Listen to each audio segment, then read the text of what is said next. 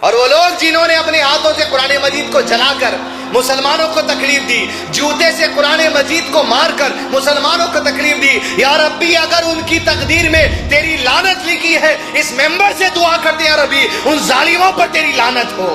آمین۔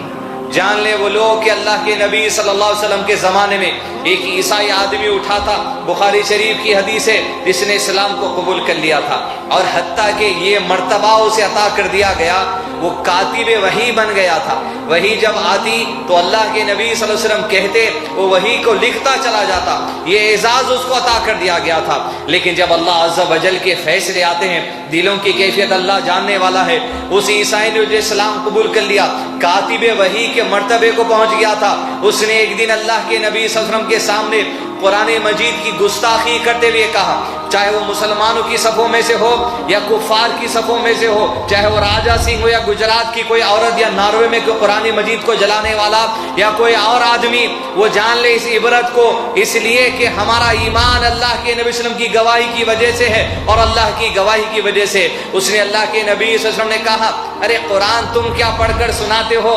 نبی کو تو تمہارے کچھ نہیں آتا، جو میں لکھ کر دیتا ہوں وہ لوگوں کے سامنے پڑھ دیتے ہیں۔ قرآن مجید کا مذاق اڑایا، جو اللہ کی طرف سے وحی آئی تھی اسے یہ کہہ رہا ہے میں لکھی ہوئی کتاب ہے۔ قرآن مجید کی اہمیت کو گرانے کی کوشش کی۔ اللہ کے نبی صلی اللہ علیہ وسلم نے اس کی بات سن لی۔ عنقریب تھا کہ اس کی موت ہو گئی، اور عیسائی جب ہو گیا، مرتد ہو گیا، اور اس کا جنازہ لے کر جب مدینے کے قبرستان میں عیسائی پہنچے اور قبر کھود کر اسے قبر میں اتارا گیا، جتنی کھودتے ہیں عام طور پر کھودا گیا، قبر کھود کر گھر کی طرف پلٹے، دوسرے دن صبح کو دیکھتے ہیں وہ لاش قبر سے باہر نکل کر قبر کے باہر پڑی ہے۔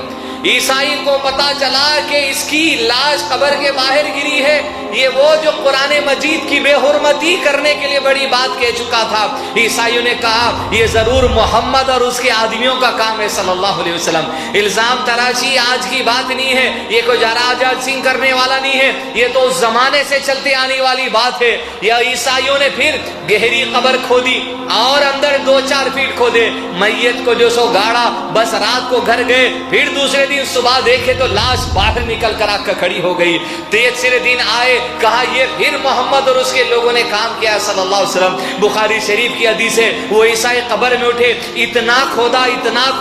جتنا کہ انسان کی طاقت ہوتی ہے نیچے جا کر اوپر آنے کی، اتنا کھودنے کے بعد اس کی لاش کو قبر میں ڈالے۔ جب تیسرے دن کی صبح ہوئی، اتنی اندر سے بھی لاش نکل کے قبر کے باہر آ گری۔ جب اللہ کے نبی صلی اللہ علیہ وسلم کو پتا چلا، عیسائیوں کو پتا چلا، اقرار کر لیا اپنے زبان سے، یہ ضرور اس کا جو معاملہ ہے یہ اللہ کا عذاب ہے جو اس نے قرآن مجید کی بے حرمتی کے معاملے میں کیا تھا۔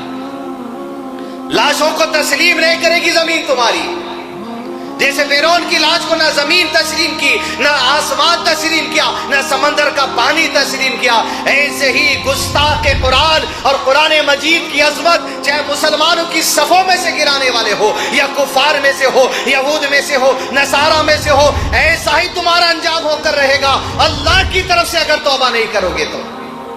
اور وہ لوگ جنہوں نے اپنے ہاتھوں سے قرآن مجید کو جلا کر مسلمانوں کو تکلیف دی، جوتے سے قرآن مجید کو مار کر مسلمانوں کو تکلیف دی، یا ربی اگر ان کی تقدیر میں تیری لعنت لکھی ہے، اس ممبر سے دعا کرتے یا ربی ان ظالموں پر تیری لعنت ہو،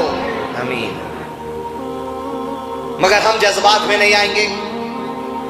ہم وہ نہیں دوسرے مذہب کی کتابیں اٹھا کے ہم چپل مارے، ہم وہ نہیں، ہم وہ نہیں جو دوسرے مذہب میں معبودان باطل کی جو پوجا کی جاتی ہے ہم انہیں بھی گالی نہیں دیتے۔ لکم دینکم ولی دین، تمہارا دین تمہارے ساتھ، ہمارا دین ہمارے ساتھ۔